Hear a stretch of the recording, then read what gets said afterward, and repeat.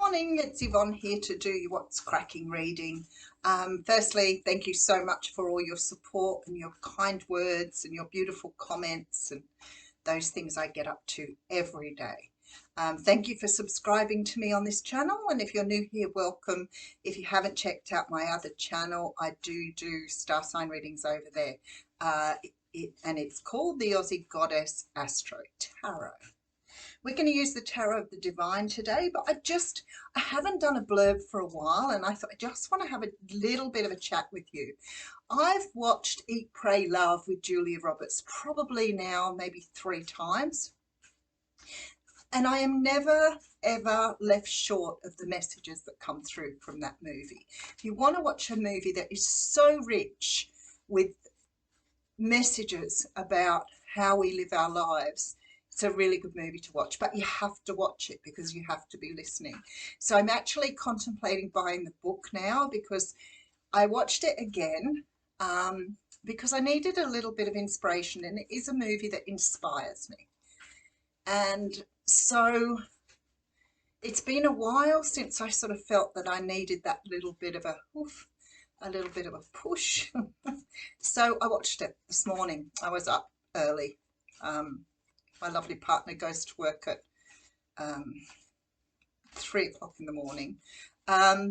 So I couldn't go back to sleep, and I felt that I needed something this morning. So I went back and watched it again. And oh my goodness, I'm sure I must have forgotten half the things that I watched last time. Do yourself a favor, go and watch it. Eat, Pray, Love. But watch it. Don't have it going in the background. You'll miss all of the little pearls of wisdom in there. And if you are more of a book reader, I would highly recommend going and sourcing the book. Such a beautiful story. All right. Let's get into this reading. I've introduced the deck, haven't I? All right. Okay, so we're going to start off with the 4 of Pentacles. Oh my goodness, yeah, rightio. Message from the movie was about letting go and not controlling. So maybe this is something that I've gone searching for because it was time for me to share with you. So I always think everything happens for a reason. Not everybody thinks that way, but I highly believe that. And the 4 of Pentacles for me is about hanging on. It blocks your creativity. It blocks your ability to stream. It blocks your ability to receive messages from above, or messages through your crown chakra if you're more in line with that sort of way of thinking. So the 4 of Coins in the traditional deck, we see a man sitting. He has 1 coin on his head.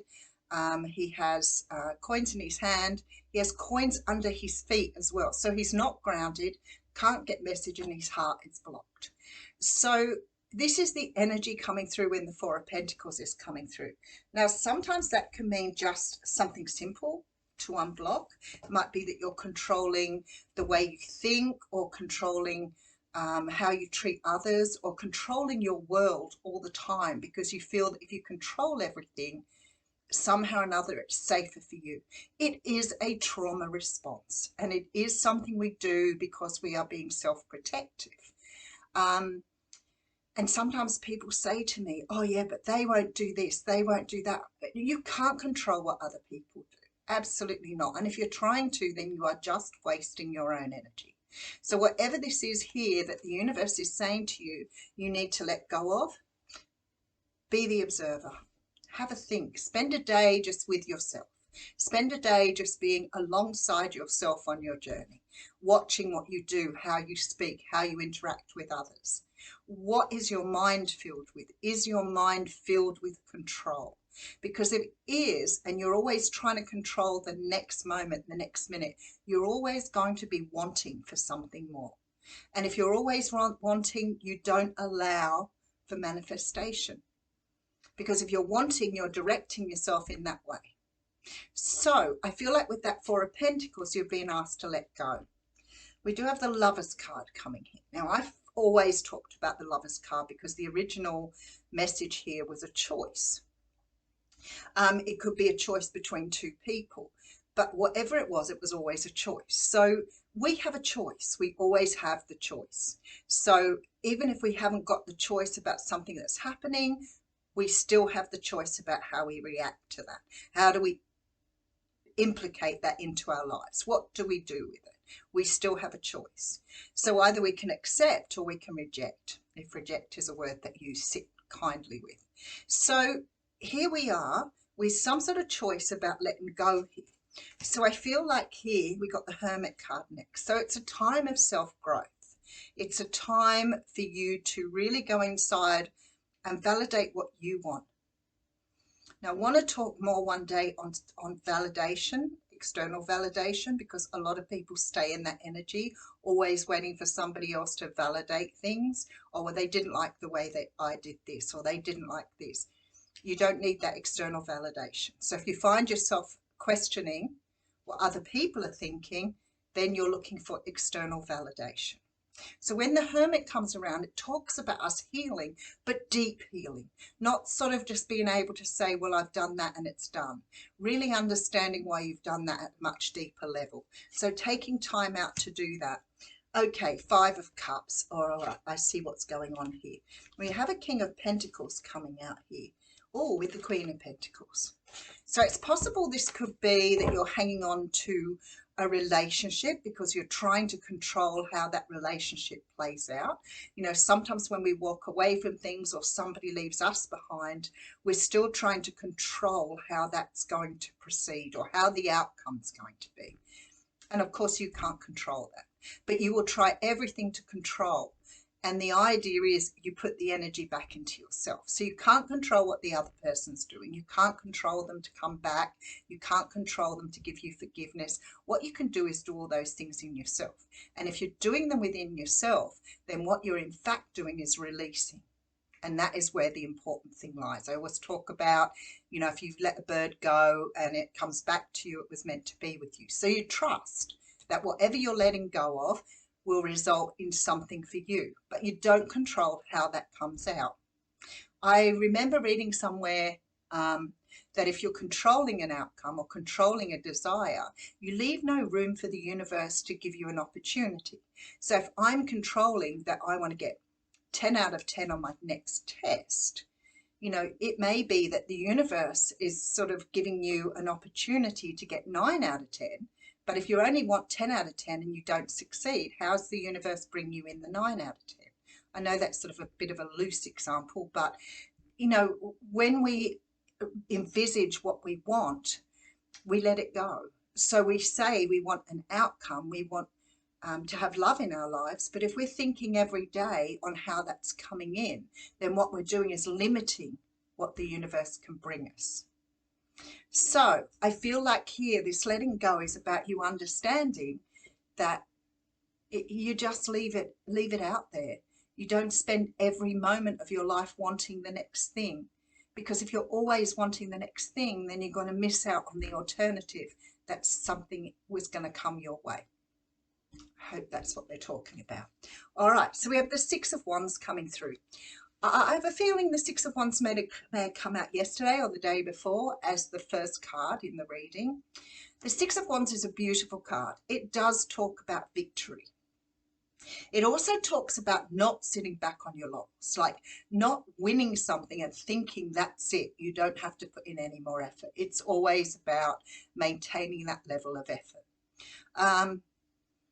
But ultimately, it's a victory. It's funny because it's one of the cards in the deck that doesn't have a lot of other meanings to it. I always talk about how diverse the tarot is, but this particular card is really about having a victory. It's winning at something. The only thing that comes with that, of course, is that don't feel so overconfident now that you forget how to put the effort in again or on something else. All right, so we have the Page of Swords coming through with the 9 of Swords. This is digging a little bit deeper here because there's a lot of energy of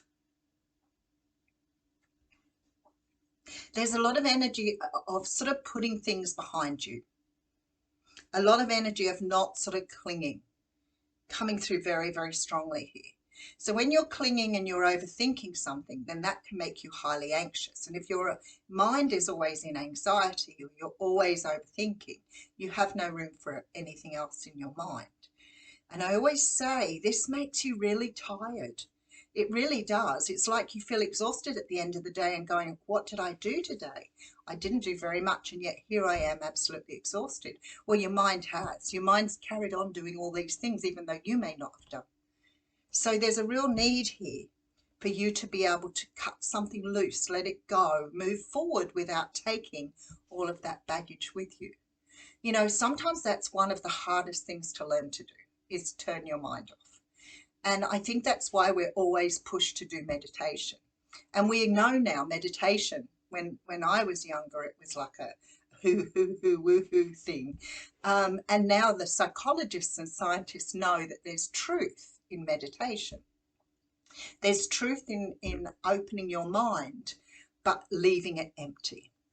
And sometimes people say to me, but I can't meditate because I can't empty my mind. You don't need to empty your mind. You just have to be prepared to let the thoughts flow so they don't block what you're doing.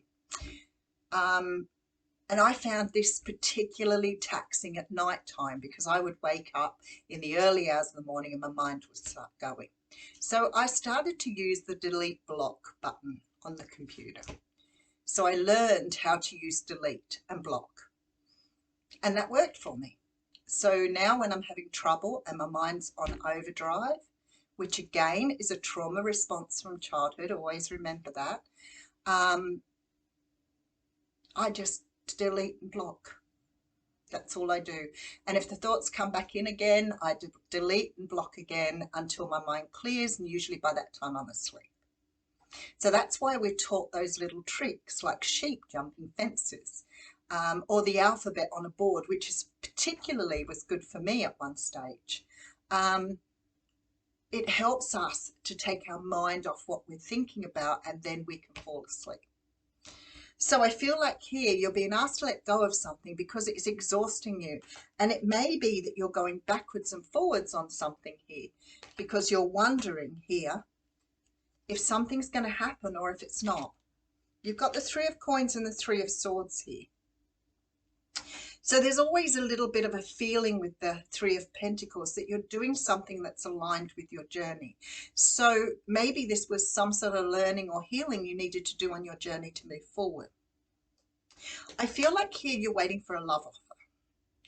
I don't feel it's particularly any sort of love offer. I just feel you're waiting for somebody to come in, somebody to fulfill you, and you're want.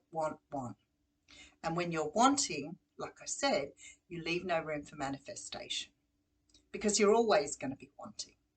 So if you want love, you have to be love. If you want the job of your dreams, you have to imagine you've already got it. If you're always wanting, then the universe is going to give you more of the wanting, and you're always going to feel want. I haven't got enough. That's why we teach gratitude. Because if you're in the attitude of gratitude, you're always believing you have enough already. So therefore you have room for something new to come your way. So I feel a lot of energy here around taking action. So something here you are definitely moving towards. We do have the Nine of Wands. So I know with that Five of Wands, Nine of Wands, you're cycling. So maybe you've got this under control for a little while, you know where your power lies, and you start working on it, but like that victory card, then you let it go thinking, well, I'm there, I don't have to do anymore. And then you have to go around again to understand what you need to do, and you're cycling. So whatever this cycling is, it's creating anxiety here. So let's say, for example, you want a romantic offer, you're after love, you want love in your life. And you start to get to a point where you think, no, you know what? I feel really good in myself. I'm happy to wait until something comes in. And then a week later, you're like, I want love in my life again. That's the want. That's the want that you're trying to satisfy. That's never going to be satisfied because you're always going to be in a want mentality or a lack mentality. So outcome here is the Queen of Swords. So I'm feeling like here, this is a time for you to take action. If you want to have something in your life, it is about you taking the action to get there. So this is about investing in you, which of course is hard for some of us to find that self-love if we've never been taught how to self-love. So first off, I feel that there's definitely room here for you to start looking at perhaps your thought pattern or the way you see things or the way you interpret things. The second thing I'm getting through very strongly is this sense of trusting the direction you're going in rather than wanting more. So the Queen of Swords for me is a person who really knows how to stand up for herself. And we're not talking about fighting back or arguing. I hear people saying all the time, I have to defend myself because they said this and they said that. You never have to defend yourself. You do not need their validation. So it's about being assertive. It's about being able to say what you want without having to feel that you've got to fight for it. But sometimes we just have to be the Queen of Swords. Sometimes we have to silence and sometimes we have to speak. But we need to choose our battles. And she knows how to do that. She treats everything with a sense of humour. So if you can't find sense of humour in something and you need to find another way to react and you haven't used assertiveness or you haven't used not speaking at all, then I feel like that's the time to look for the sense of humour in something. All right, let's have a look and see what's going on here. All right, so we have the Four of Pentacles, implying Spirit is saying you need to let go of something and make a choice to move in the direction of healing or looking for lessons in life that help you move beyond the Five of Cups energy. We do have the King of Pentacles energy here. So I'm feeling like here it's about you being really focused on the more logical stuff rather than getting really lost in your own emotion. And again, that's another story, but it still relates to how you feel your emotion. And I've talked about this before because people mix feelings and emotion up and they're very, very different. So we get the feelings and how we interpret them is our emotions. So if we're in a really emotional state and something small happens, we can lose ourselves in that. And that's how we've been taught to interpret it. And if you're feeling out of control or you're stressed or you're upset about something, then the smallest thing can really rattle your cage. That is the straw that broke the camel's back. So remember, feelings are one thing, emotions sort of how you react to your feelings. And not all of us have healthy ways of reacting to our feelings. Me being one of them. I spent many years trying to understand how to react to my feelings. So if you've been raised by a parent who's very controlling or a narcissistically inclined parent, sometimes you can overreact to things because you've got stuck in those early years. So you can pretty much chuck tantrums. All right, let's have a look at the fairy oracle here and see what Spirit has to say.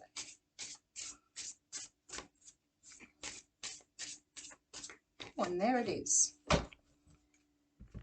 Okay. The Guardian at the Gate. Passages to new life, openings and gatekeeping. Now when I see that, I see fireworks. I see the bonfire. I think things exploding. I'd love to read the whole lot to you, but I'm only going to read the starter reading.